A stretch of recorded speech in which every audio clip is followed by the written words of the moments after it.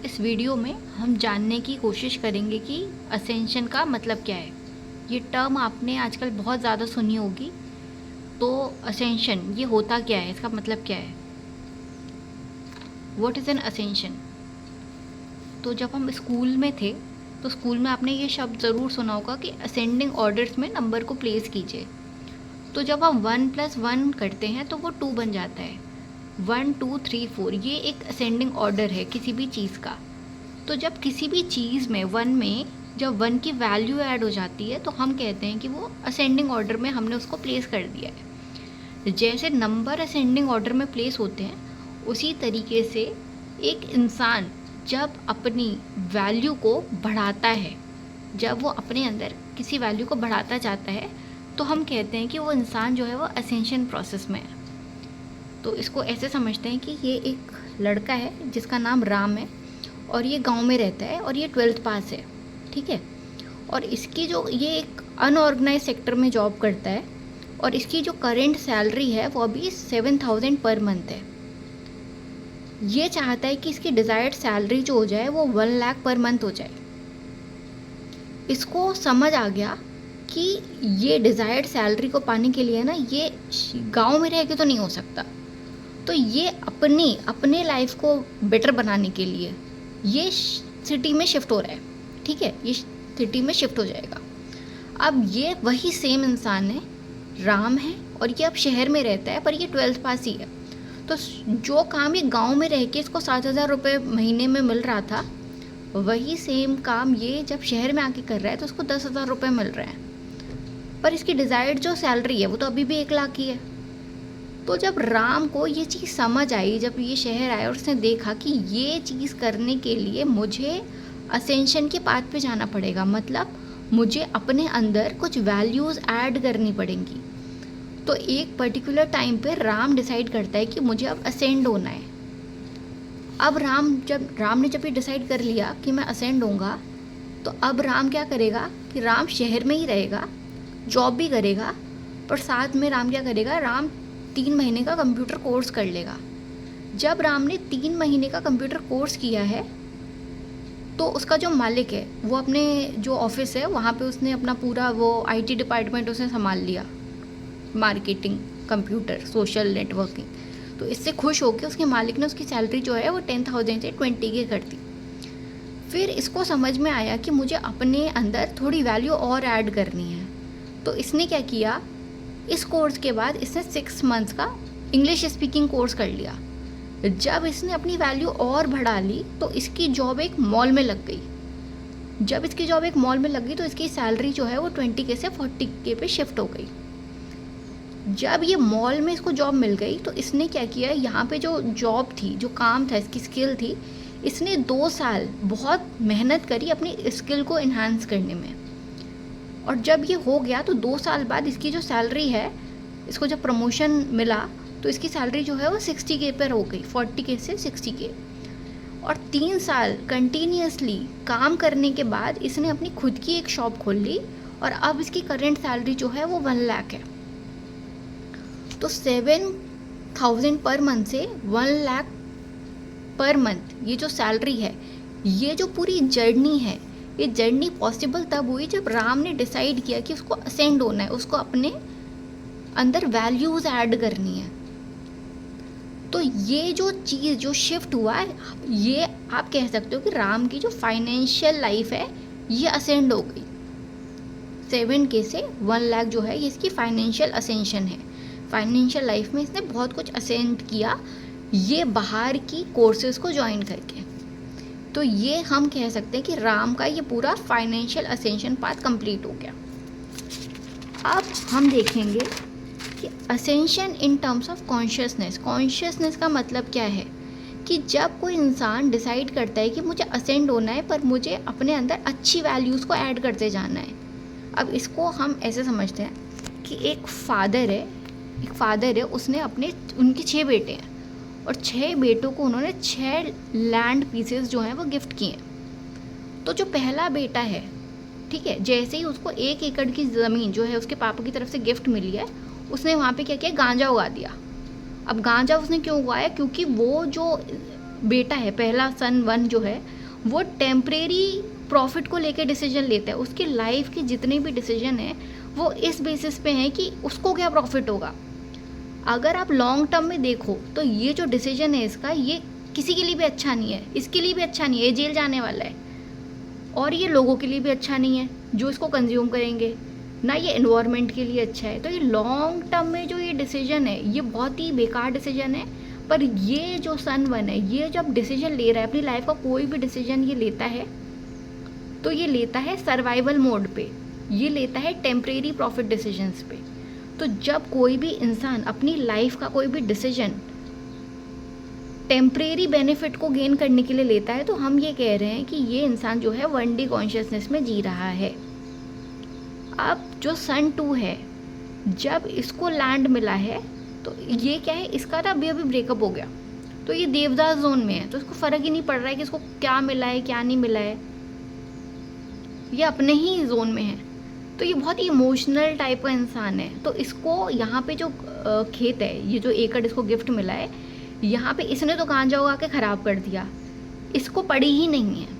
तो जो खेत है ना उसमें क्या है, इंसेक्ट उग रहे हैं, घासें लंबी हो रही हैं, सब खराब हो रहा है, पर इसको फ़र्क नहीं पड़ रहा है क्योंकि ये अपने ही इमोशनल स्टेट में है। तो वो लोग जो अपनी लाइफ के सारे डिसीजन जो है इमोशनल होके लेते हैं, इमोशनल बेसिस पे आप कोई भी डिसीजन ले लेते हो। आज आप खुश हो तो आपने किसी को हाँ बोल दिया, कल आप दुखी हो तो आपने किसी को ना बोल दिया।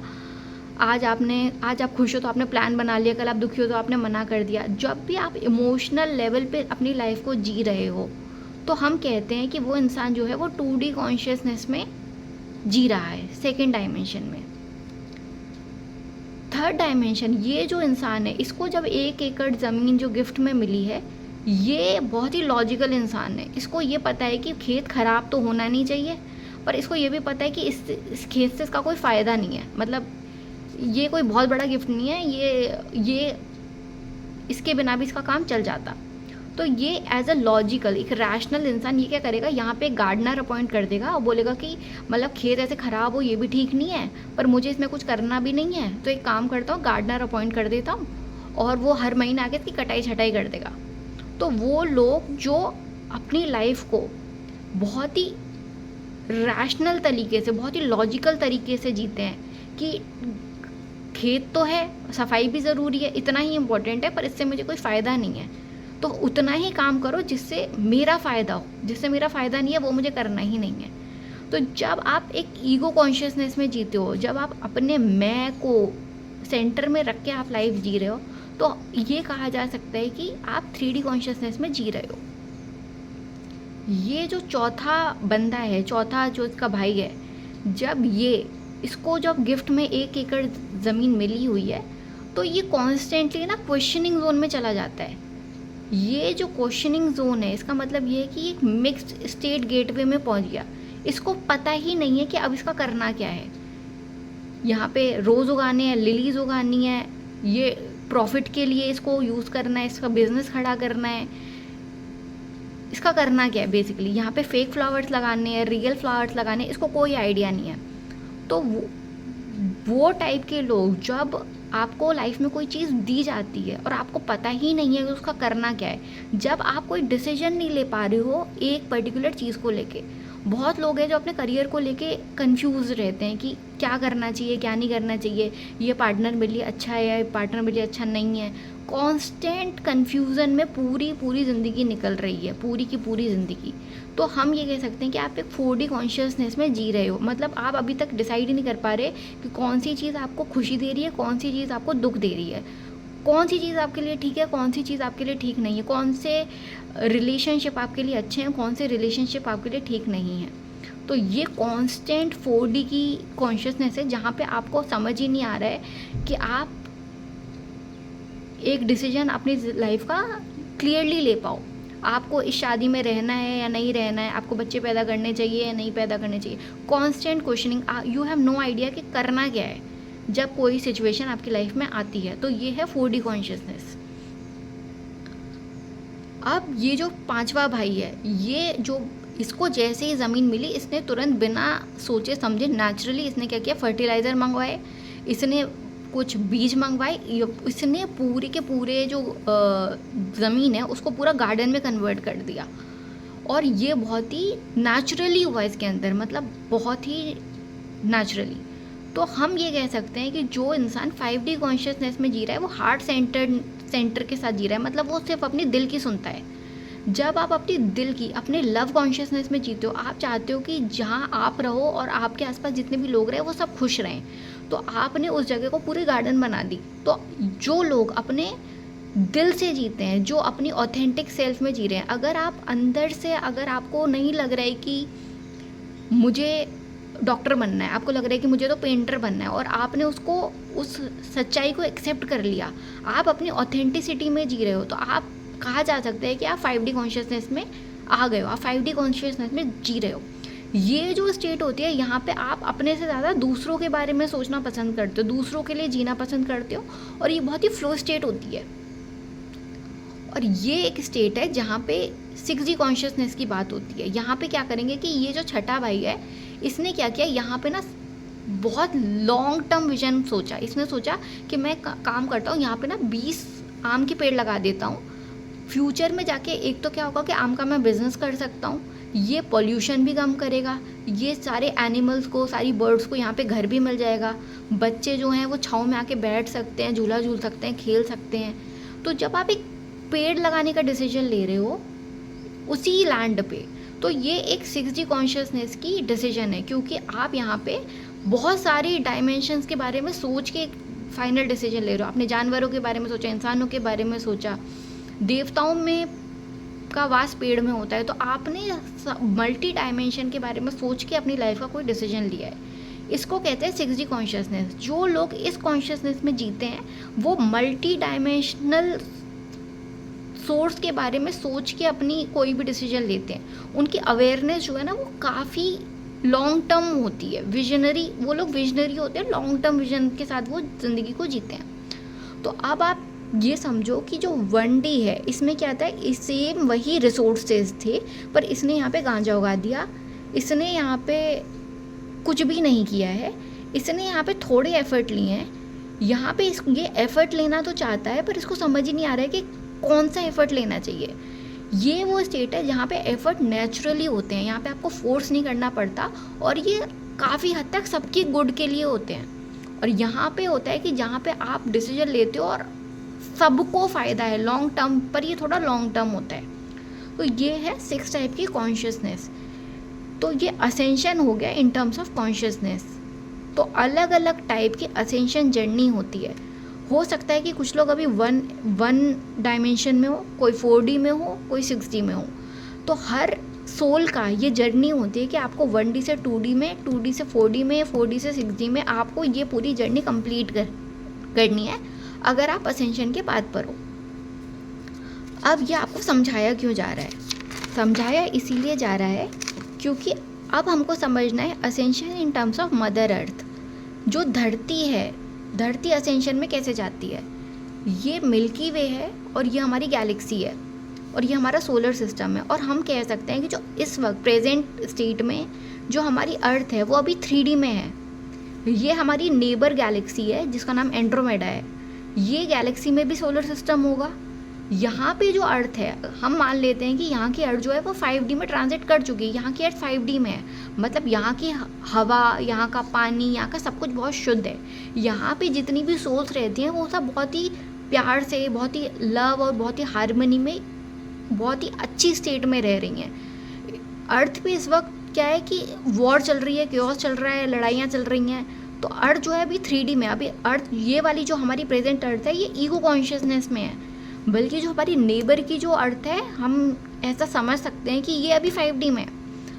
तो अब हुआ क्या है, जब राम जो है, जो पिछले पेज पे हमने देखा था कि जो राम है, जब वो असेंशन प्रोसेस में आया था तो वो 7K पर मंथ कमाता था और उसकी डिज़ायर्ड सैलरी जो है 1 लाख पर मंथ तब हुई जब वो 5D में ट्रांजिट हुआ है, जब उसने अपने अंदर वैल्यू ऐड की है। उसी वक्त इस वक्त मदर अर्थ पे जो अर्थ की जो स्पिरिट है, आप ये समझो कि जैसे एक इंसान की स्पिरिट होती है, उसी तरीके से धरती माँ की भी स्पिरिट होती है। 2012 से 2032 तक धरती जो है 2012 में 3D में थी, मतलब वो ईगो से ड्रिवन हो रही थी, जो अर्थ की स्पिरिट थी। धरती ने डिसाइड किया है कि 2032 तक मुझे अपने अंदर इतनी वैल्यूज़ ऐड करनी है कि मैं 5D में ट्रांजिट कर जाऊँ, कि मेरा भी तो प्रमोशन होना चाहिए। जैसे इंसानों का प्रमोशन होता है वैसे ही धरती का भी प्रमोशन होता है, क्योंकि धरती एक स्पिरिट है।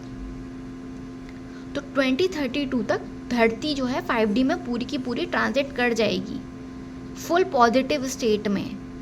अब जो लोग इस धरती पे रह रहे हैं, अगर वो सारी सोल 5D में ट्रांजिट नहीं कर पाई तो आपकी और अर्थ की फ्रिक्वेंसी मैच नहीं करेगी। अगर मैच नहीं करेगी तो नेचर आपको ऑटोमेटिकली उन सारी अर्थ पे भेज देगा जहाँ पे आपकी फ्रिक्वेंसी आपकी सोल से मैच कर रही है। सपोज कोई सोल है वो 2D में है और कोई अर्थ है जो 2D में है, तो आपको उस अर्थ पे भेज दिया जाएगा जो 2D कॉन्शियसनेस में अभी जी रही है। आई होप कि आपको समझ आ रहा होगा। तो अर्थ की अभी करेंट एनर्जी अपडेट हम देख लेते हैं कि ह्यूमैनिटी के बेस पे अभी धरती पे क्या चल रहा है।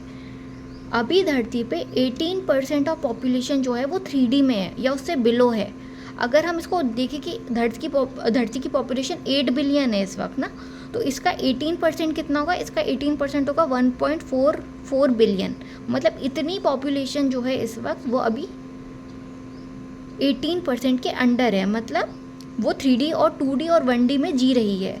57% ऑफ पॉपुलेशन इस वक्त धरती पे है जो अभी 4D में है।